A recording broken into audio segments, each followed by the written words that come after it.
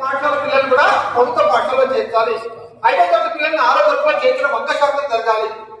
సమాజ భాగస్వామ్యంతో ఇక్కడ 3 సమాజ భాగస్వామ్యంతో ప్రభుత్వ పాఠశాలను బలోపేతం చేయడం, ఉపాధ్యాయుల తల్లిదండ్రుల సమావేశంలో తల్లిదండ్రులు హాజరు చూడడం. అమ్మ ఒకటి గమనించలేదు, ఇక్కడ విద్యా పేరెంట్ టీచర్స్ మీటింగ్ జరుగుతుంది. ఈ పేరెంట్ టీచర్స్ మీటింగ్ లో అధ్యక్ష స్థానంలో ఉపాధ్యాయుడు, తర్వాత ఆ అమ్మ ఆదర్శ కమిటీ మెంబర్స్ కూడా ఉంటారు. ఈ అమ్మ ఆదర్శ కమిటీ మెంబర్స్ ఎవరంటే మళ్ళీ మన మహిళా సమాఖ్య మెంబర్స్. కానీ మహిళా సమాఖ్య మెంబర్స్ ఉన్నప్పటికీ కూడా తరగతి ఒకరు ఇద్దరు ఉన్నప్పటికీ కూడా మరి అక్కడ ఉన్నారు పాఠశాలలో 40 మంది, పాఠశాలలో 100 మంది పిల్లలు ఉంటే 100 మంది పేరెంట్స్ మీటింగ్ రావాలి, 200 మంది రావాలి. కానీ అలా కాకుండా తక్కువ మంది వస్తున్నారు. పేరెంట్ టీచర్స్ మీటింగ్ అంటే ఉన్నటువంటి పిల్లల సంఖ్య కంటే పేరెంట్స్ కంటే కూడా చాలా తక్కువ. అంటే 10 నుంచి 20-30% సభ్యులు వీళ్ళందరూ కూడా మా పిల్లల యొక్క పేరెంట్స్ గుర్తుపెట్టుకున్నాం. ఎందుకు క్లియర్ గా చెప్తున్నాం, మా పిల్లల పేరెంట్స్ అందరూ కూడా మహిళా సమైక్యలు ఉన్నటువంటి తల్లులే మాతృమూర్తులే. కాబట్టి ఈ విషయం నేను వాళ్ళకి తెలియజేసినట్టే ఖచ్చితంగా మహిళా సమైక్యలో ఉన్నటువంటి ప్రతి వ్యక్తులు కూడా పేరెంట్ టీచర్స్ మీటింగ్ ఎవరైతే పాఠశాల తల్లిదండ్రులుగా ఉన్నారో వాళ్ళందరూ ప్రతి నెల మీటింగ్ హాజరు కావాలి. ఎందుకు మనం మీటింగ్ కండక్ట్ చేస్తున్నామంటే మీ పిల్లవాడి చదువు ఏ విధంగా ఉంది, మీ పిల్లవాడి హాజరు ఏ విధంగా ఉంది, మీ పిల్లవాడి మార్క్స్ ఏ విధంగా వచ్చినాయి, తరగతిలో మీ పిల్లవాడి ప్రవర్తన ఎలా ఉంది, తరగతిలో మీ పిల్లవాడి యొక్క సాహిత్య సాంస్కృతిక క్రీడా కార్యక్రమాలు ఏ విధంగా వాళ్ళు పార్టిసిపేట్ అవుతున్నాడు, ప్రవర్తన ఏ విధంగా తెలుసుకోవడానికి ఖచ్చితంగా పేరెంట్ టీచర్స్ మీటింగ్ లో తల్లిదండ్రులు భాగస్వామ్యం కావాలి. మరి అటువంటి తల్లిదండ్రుల భాగస్వామ్యం కావాలంటే నెలకొకసారి మహిళా సమైక్యలో మీరు కూడా సమావేశం పెట్టుకుంటారు. ఆ సమావేశంలో ఈ విషయం తప్పనిసరిగా సూచించబడాలి. మన దాంట్లో ఉన్నటువంటి సభ్యులు ఎంతమంది తల్లిదండ్రులు పాఠశాల పీటీఎం హాజరవుతున్నారు, స్పష్టంగా తెలిసిన వాళ్ళందరూ కూడా హాజరయ్యే ప్రయత్నం చేయాలని మనం కోరుతా ఉన్నాం. అదేవిధంగా బడి బయట ఉన్న వాళ్ళు గుర్తించి సంబంధిత తరగతిలో చేర్చడం, అందరు బాలికలు వారు ప్రత్యేక అవసరాల పిల్లలు పాఠశాలలో చేర్చి విద్యను చూడడం. చాలా మంది బాలికలు మహిళా సమితి సభ్యులు కాబట్టి బాలికల విషయంలో చాలా మంది కూడా ఎట్లా ఉంటుందంటే అమ్మాయి కానీ చదువుకోకపోతే ఏమవుతుంది, అమ్మాయి చదువుకొని ఏం చేస్తుంది, అమ్మాయి ఇంట్లో చదువుకుంటే చాలు, అమ్మాయి కాస్త వయసు వివాహం చేస్తే సరిపోతుంది, ఇట్లాంటి ఆలోచనతో ఉంటారు. కానీ మనకు చెప్పినటువంటి ప్రిన్సిపల్ సెక్రటరీస్ ఏమన్నారంటే ఇద్దరు కూడా మహిళలు కాబట్టి డిపార్ట్మెంట్స్ లో ఖచ్చితంగా ఈ మహిళ నిరక్షరాస్యతని, మహిళల్లో ఉన్న డ్రాప్ అవుట్ ని, గర్ల్స్ లో ఎవరైతే పాఠశాల ఇంటి దగ్గర ఉన్నారో వాటిపైన పూర్తి అవేర్నెస్ ఇస్తూ బాలికలు మొత్తం కూడా ఖచ్చితంగా 100% బడిలో ఉండాలి అనేటువంటి విషయంలో వాళ్ళు చెప్పారు. దాన్ని మనం ఆచరించే ప్రయత్నం ఎక్సైజ్ చేసుకుంటూ వెళ్తాం. మేము ప్రతిసారి మన ఎన్నో సందర్భంగా మండల స్థాయిలో, జిల్లా స్థాయిలో, గ్రామ స్థాయిలో మరి ప్రభుత్వ పాఠశాల పిల్లలు ఇచ్చేటువంటి ఆ గ్రామంలో ఎన్ని మహిళా సంఘాలు ఉన్నాయో ఆ మహిళా సంఘాలు ఎంతమంది సభ్యులు ఉన్నారో వాళ్ళందరూ కూడా ఈ కార్యక్రమంలో పార్టిసిపేట్ చేయాలి. ప్రభుత్వ పాఠశాల విద్యార్థి కలిగే సౌకర్యాన్ని స్పష్టంగా ప్రతి తల్లిదండ్రులు తెలియజేసే ప్రయత్నం చేయాలి. ఏదే మనం ప్రభుత్వ పాఠశాలలో విద్యాశాఖ పిల్లలకు ఏం లభిస్తుంది, ప్రస్తుతం అయితే పాఠ్య పుస్తకాలు ఫ్రీ ఇస్తున్నాం, తర్వాత నోటు పుస్తకాలు ఫ్రీ ఇస్తున్నాం, 2 రకాల యూనిఫామ్ ఇస్తున్నాం, మధ్యాహ్న భోజనం ఇస్తున్నాం, మధ్యాహ్నం 2 టైమ్స్ వీక్లీ 3 టైమ్స్ ఇవన్నీ ఎగ్స్ కూడా ఇచ్చేస్తున్నాం. అదొక్కటే కాకుండా మీ దగ్గర ఈ ప్రత్యేక అవసరాల పిల్లలకే కాకుండా ఎవరైనా స్కూల్ దూరంగా ఉన్న పిల్లలు, మీ ప్రైమరీ స్కూల్ అయిపోయింది, హై స్కూల్ 3 కిలోమీటర్ల అవతల ఉంది, యూపీ అయిపోయింది, హై స్కూల్ 3 కిలోమీటర్ల అవతల ఉంది. ఆ విధంగా ఉన్నటువంటి పిల్లలకి మనం రవాణా సౌకర్య బడ్జెట్ కూడా ఇస్తున్నాం. అదే కాకుండా ఈ ప్రత్యేక అవసరాల పిల్లలకి స్పెషల్ గా వాళ్ళకి కూడా ప్రయాణ బడ్జెట్ ఇస్తున్నాం, ఎస్కాట్ ఇస్తున్నాం, రీడర్ బడ్జెట్ ఇస్తున్నాం, తర్వాత బాలిక ఫండ్ కూడా వాళ్ళకి ఇస్తున్నాం. అదొకటే కాదు, ప్రతి సంవత్సరం వీళ్ళకి ఈ సిడబ్ల్యూసీ పిల్లలకి అలిగిపోయినటువంటి క్యాంప్ నిర్వహించి పిల్లలు నడవలేనటువంటి వాళ్ళు, మాట్లాడలేనటువంటి వాళ్ళు, వినలేనటువంటి వారు, సరిగ్గా చూపు లేనటువంటి వారు, వినికిడి లేనటువంటి విద్యార్థులను ఐడెంటిఫై చేయడం, వారికి అలిగిపోవడం ద్వారా రకరకాల ఉపకరణాలు కూడా మనం ఇవ్వడం జరిగింది. ఇది ఎలా జరగాలంటే మీ ద్వారా గ్రామ స్థాయిలో బాగా ప్రచారం జరగాలి. చాలా మంది ఇప్పటికి కూడా అటువంటి దివ్యాంగ విద్యార్థులు ఇంటి దగ్గర ఉంటే పేరెంట్స్ ఏం చేస్తుంటే అక్కడ పిల్లల పేరు చెప్పడానికి కానీ వాళ్ళు ఉన్నారని చెప్పడానికి కొంతమంది భయపడుతున్నారు, వాళ్ళు బయటకు తీసుకోవడానికి ఇబ్బంది పడుతున్నారు. అలా కాదు, ప్రభుత్వం వాళ్ళకి ప్రత్యేక శాఖను ఏర్పాటు చేస్తుంది, ప్రత్యేక సౌకర్యాలు ఏర్పాటు చేస్తుంది. ఆ పిల్లవాడికి కొంచెం అవకాశం ఇస్తే ఆ పిల్లవాడికి చేతి లబ్ధి ఏంటో ఇంజర్గా ఆ తల్లికి తెలియజేసిన బాధ్యత మీ పైన, మా పైన కూడా ఉంది. ఈ విధంగా సిడబ్ల్యూసీ పిల్లలకి ఇచ్చేటువంటి అన్ని రకాల ఉపకరణాలు క్లియర్ గా మీకు నేను ఇస్తాను. వాటి ఎప్పుడు మీకు తెలియజేసే ప్రయత్నం చేస్తే బాగుంటుంది. అన్ని పాఠశాలలో ఐఐటి ప్యానల్స్ పెట్టాం. ఒక్కొక్కటి 3 నుంచి 4 రూపాయలు వస్తున్నటువంటి ప్యానల్స్ డిజిటల్ విద్యా బోధన. అదే మరి ఈ సంవత్సరం మళ్ళీ కొత్తగా ఆర్టిఫిషియల్ ఇంటెలిజెన్స్ ద్వారా కూడా విద్యార్థులు స్వతహాగా నేర్చుకోవడానికి సరికొత్తగా మన జిల్లాలో 9 పాఠశాలలో ప్రారంభం చేశాం. గతం 24 అది 25 తీసుకుంటే ఇంకా కొన్ని పాఠశాలలో కూడా ఈ ఆర్టిఫిషియల్ ఇంటెలిజెన్స్ అనేటువంటి ప్రవేశపెట్టే ఆలోచన ఉన్నది, చేస్తుంది.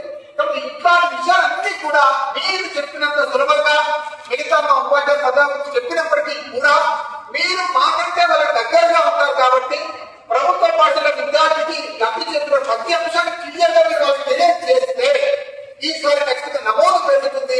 అది మీ ద్వారా సాధ్యమనేటువంటి ఆలోచనని మన దివ్య మేడం గారు చేసి లేదు ఈసారి ఉపాధ్యాయులతో కలిపి ప్రయత్నం చేద్దాం, ఈ 3 విషయాల్లో పూర్తిగా సక్సెస్ సాధిద్దామని చెప్పడం జరిగింది. ఈ అమ్మాయిల పాఠశాల జరిగేటువంటి మీరు చేరుకునేటువంటిది, మీ సభ్యులను చేరుకునేటువంటిది, మీలో ప్రధాన ఎన్నికలు పాటించారు.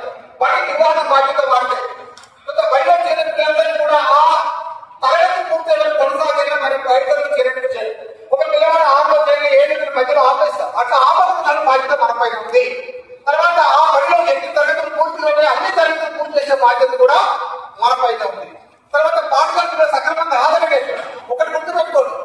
తరగతి గదిలో పిల్లవాడు ఉంటే, పాఠశాలలో పిల్లవాడు ఉంటే వాడు ఆ చెప్పేటువంటి పాఠ్యాంశాలు వింటేనే వాడికి అనుకున్నటువంటి బోధన సామర్థ్యాలు వస్తాయి.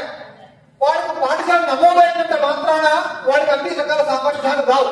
నమోదైన ప్రతి విద్యార్థి ప్రతిరోజు పాఠశాలలో ఉంటారు, ప్రతిరోజు బోధనాంశాల ప్రతిలో తరగతి గదిలో ఉంటేనే మనం ఆశించినటువంటి సామర్థ్యాలు వస్తాయి. కాబట్టి ఏ పిల్లవాడు బయట ఎక్కడ కనుగొంటారు కూడా పాఠశాల రెగ్యులర్ గా వాళ్ళు వెళ్ళే ప్రయత్నం మనం చేయాలి. అది మనం సాధ్యమవుతుంది. మహిళా సమితి సభ్యులకు పాఠశాల మౌలిక సదుపాయాలు కల్పించడం, ఆల్రెడీ బాయ్స్ కి గర్ల్స్ కి సెపరేట్ టాయిలెట్స్ పెట్టడం కానీ, ఎలక్ట్రిసిటీ ఏర్పాటు చేయడం కానీ, తర్వాత దాన్ని మెయింటైన్ చేయడం కానీ, ఇట్లాంటివన్నీ కూడా మనం ఈ యొక్క అమ్మాయిల సపోర్ట్ కమిటీ చేస్తున్నాం.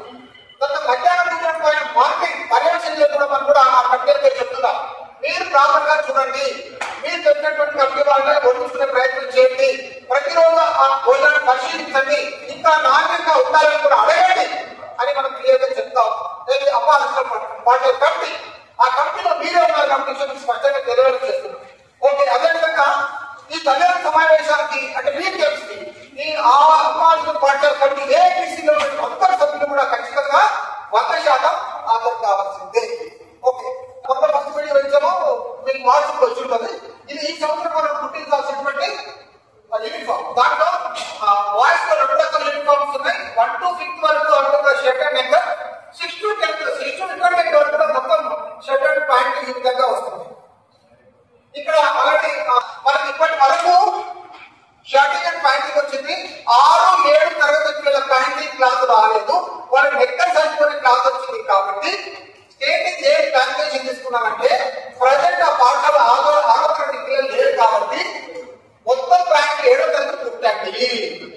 మీకు మళ్ళీ జూన్ లో సెకండ్ దివ్యాంగ విద్యార్థులకి మనం ఏం ఇస్తున్నాం ఒకసారి కూడా మేము ఈ విద్యా సంస్థలో ఇచ్చినటువంటి చూసినట్లయితే ఆ పిల్లవాడికి భద్రతా సెక్టర్ వచ్చిపోవడానికి భద్రతా సెక్టర్ వచ్చిపోవడానికి రవాణా ఖర్చు సంవత్సరానికి 5,000 రూపాయలు ఇస్తాం.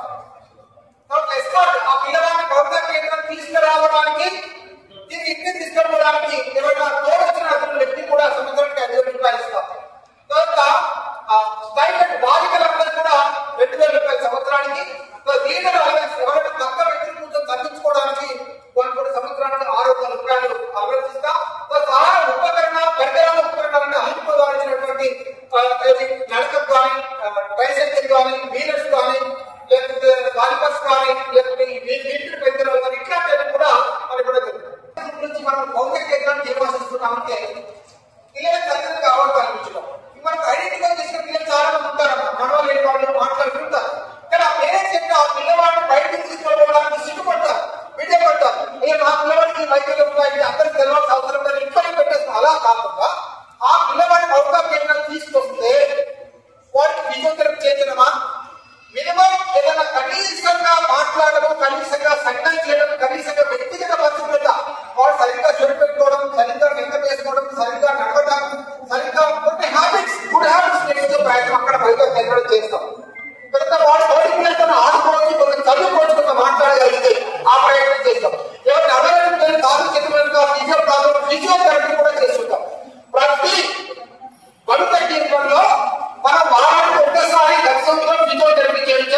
కానీ ఈ వచ్చే విద్యా సంవత్సరం నుంచి ప్రతి భవిత కేంద్రంలో వారానికి 2 సార్లు ఫిజియోథెరపీ మనం చేయిస్తాం.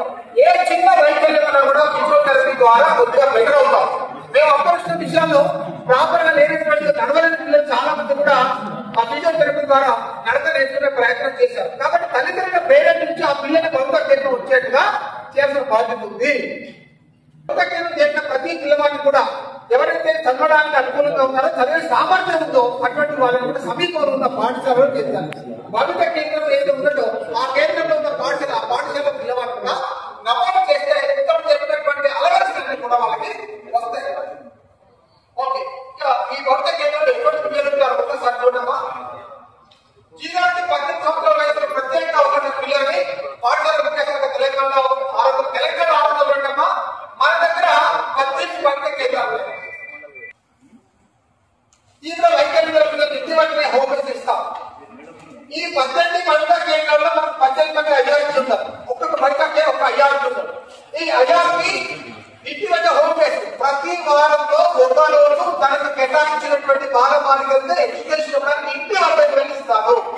ఇంటి వద్దకే హోమ్ బేస్ ఎడ్యుకేషన్ ఇవ్వడం జరుగుతుంది. అది ప్రతి అయ్యారు నలుగురు కన్నా నెక్స్ట్ ఇయర్ దాన్ని 8 మంది తీసే ఆలోచన ఉన్నది. కాబట్టి అతను ఒక 8 మెంబర్స్ ఇంటి దగ్గర ఎడ్యుకేషన్ ఇచ్చి వస్తాడు. మీరు ఒకటి గుర్తుపెట్టుకోండి, ఎడ్యుకేషన్ అంటే వాళ్ళు మొత్తం మన ఓపీఎస్ అంటే ఏమైనా మమ్మల్ని సరిగ్గా కూర్చుంటున్నాడా, యువతలో చెప్తున్నాడా, టాలెంట్స్ చెప్తున్నాడా, కానీ సంఘం చేయగలుగుతున్నాడా, తను ఎక్కడితో బాధ్యత చూసుకుంటున్నాడా, కొంచెం నమస్తే ఇది మినిమం ఇది మినిమం పిల్లలకి అది నేర్పించే ప్రయత్నం చేస్తారు మా అయ్యార్లు. ఇక్కడి వారంలో 2 సార్లు చేస్తూ 8 మందికి ఇచ్చేటువంటి ప్లాన్ కూడా ఉంది. దాన్ని కూడా పనిచేస్తారు. తర్వాత భవిత కేంద్రంలో ఒక్కొక్క పిల్లవాడు వ్యక్తిగత సామర్థ్యాన్ని బట్టి వారు విద్యను కూడా అందిస్తారు. పిల్లవాడు భవితకి వచ్చిన తర్వాత వాడికి లెవెల్ బట్టి, వాడు మాట్లాడదాన్ని బట్టి వాడికి ఒక టెక్స్ట్ బుక్స్ కూడా 4 టెక్స్ట్ బుక్స్ ఇది కూడా చదివి చెప్పి వ్యక్తిగత తరగతిలో చేసే ప్రయత్నం చేస్తాం. వాడికి లర్నింగ్ లెవెల్ అంటే వయసులో సంబంధం. ఒకవేళ 12 సంవత్సరాల పిల్లవాళ్ళు 3-4 తరగతి పుస్తకాలు చదువుతున్నాడు, కొద్దిగా వస్తుందంటే వాడు చూసుకునే ఏం చేస్తాం, వయసుతో సంబంధం లేదు. కాబట్టి పిల్లలు పంపించుకోండి, ఆ లర్నింగ్ వస్తుందా లేదు అర్థం చేయండి. అసలు పిల్లవాళ్ళు ఆ బడిలో చేయించే ప్రయత్నం పేరెంట్స్ మనం కలిగించాలి, అవగాహన కల్పించాలి. తర్వాత ఈ భవిత కేంద్రంలో చేసే ప్రతి పిల్లవాడు సమీప పాఠశాలలో ఉంటాడు కాబట్టి వారు కూడా యూనిఫామ్స్ కానీ, టెక్స్ట్ బుక్స్ కానీ, మధ్యాహ్న భోజనం కానీ ఇవన్నీ కూడా వాళ్ళకు ఖచ్చితంగా అందుతాయి. కాబట్టి మనం ఆ పిల్లల్ని ఖచ్చితంగా భవిత కేంద్రంలో నమోదు చేసుకుంటా మీరందరూ కూడా ప్రయత్నం చేయాలని నేను కోరుతాను. బట్ వాళ్ళు ఇప్పటి వరకు పాఠశాలలో చేరారు. వాళ్ళు ఖచ్చితంగా మనం ఐడెంటిఫై చేస్తూ ఏదో ఒక పాఠశాలలో చేర్పించే ప్రయత్నం చేయాలి. అయితే మీరందరూ out of school children identify చేసిన మన జిల్లాలో 179 మంది ఉన్నట్టుగా రికార్డు ఉంది. అది మండల వైద్యం వరకు నేను ఆల్రెడీ మండల వైద్య ఈ కన్వర్టెన్స్ మీటింగ్ తో పోస్ట్ చేశాను. ఆ మండల ఏరియం కానీ వైఎస్ఆర్ అడిగితే అధిష్టానం కూడా ఇస్తారు. వాళ్ళు కూడా ఇమ్మీడియట్లీ సంబంధించినటువంటి స్థానిక పాఠశాలలో చేర్పించే ప్రయత్నం చేయాల్సిందే. పిల్లల కోసం సమగ్ర శిక్షణ ద్వారా కల్పించే సౌకర్యాలు, అభ్యాస లోపాల గురించి ప్రత్యేక శిక్షణ కేంద్రం, non residential special training centres మన జిల్లాలో యూఆర్ఎస్, మన అమ్మపడి జిల్లాలో అర్బన్ రెసిడెన్షియల్ ఒకటి ఉంది. దాంట్లో పిల్లలు మనం చేయించారు. వలస కుటుంబాల పిల్లలు పర్సెంటేజ్ స్కూల్స్ మరియు సీజనల్ హాస్టల్స్ ఉపయోగం జరుగుతాం. ఓపెన్ స్కూల్ విధానం కొనసాగించే పిల్లలకి 2000 రూపాయలు ఆశించాను. ఎవరైనా పిల్లవాడు ఓపెన్ స్కూల్ చేయలేదు, వాడు పడివేసుకుని బడికి పోకుండా ఎవరైనా పని చేసుకుంటూ ఉండి వాడి కనుక మనం ఐడెంటిఫై చేసి మన దగ్గర ఓపెన్ స్కూల్ సెంటర్ లో జాయిన్ చేస్తే 2000 రూపాయలు ఫీజుగా మనం కట్టిస్తే అది చదివిన బాలికల కోసం రాష్ట్ర వ్యాప్తంగా 490 కస్తూర్బాలు ఉంటే మన దగ్గర 9 కస్తూర్బాలు ఉన్నాయి. మీ అందరికీ ఐడియా ఉంటుంది. దయచేసి మహిళా సమస్య సభ్యులు మీరు ముందుకొని ఎప్పుడైనా ఒక్కసారి కస్తూర్బా పాఠశాల వెళ్ళండి. ఆ కస్తూర్బా పాఠశాల గర్ల్స్ ఇచ్చేటువంటి సౌకర్యాలు కానీ, వాళ్ళు చదువుతున్న విధానం కానీ, వాళ్ళ ఫెసిలిటీస్ కానీ గుర్తుంచండి ఒకసారి. కాబట్టి ఎక్కడైనా అమ్మాయిలు అనాథంగా ఉన్నప్పుడు కానీ, లేదా తల్లిదండ్రులు వేరుపడ్డ పిల్లలు కానీ, లేకుంటే చనిపోతే ఉన్నటువంటి పిల్లలు కానీ, ఇట్లాంటి ఉన్నట్లయితే ఆర్థికంగా వెంటబడ్డ పేరెంట్స్ పిల్లలు ఆడపిల్లలు ఉంటే వాళ్ళని ఇమ్మీడియట్లీ మనం పడివలసిన పిల్లలు కస్తూర్బాలో కేజీ మీద జాయిన్ చేసినట్లయితే వాళ్ళు 12th క్లాస్ వరకు ఎటువంటి నిరాటంకంగా ఎటువంటి ఇబ్బంది లేకుండా వాళ్ళ ఎడ్యుకేషన్ కొనసాగించే అవకాశం ఉంటుంది. ఇది మామూలుగా మనం పిల్లలకు ఇచ్చేటువంటి అవకాశాలు అన్ని కూడా దీన్ని దృష్టిలో పెట్టుకుని మనం పనిచేయాల్సిన అవసరం ఉంది.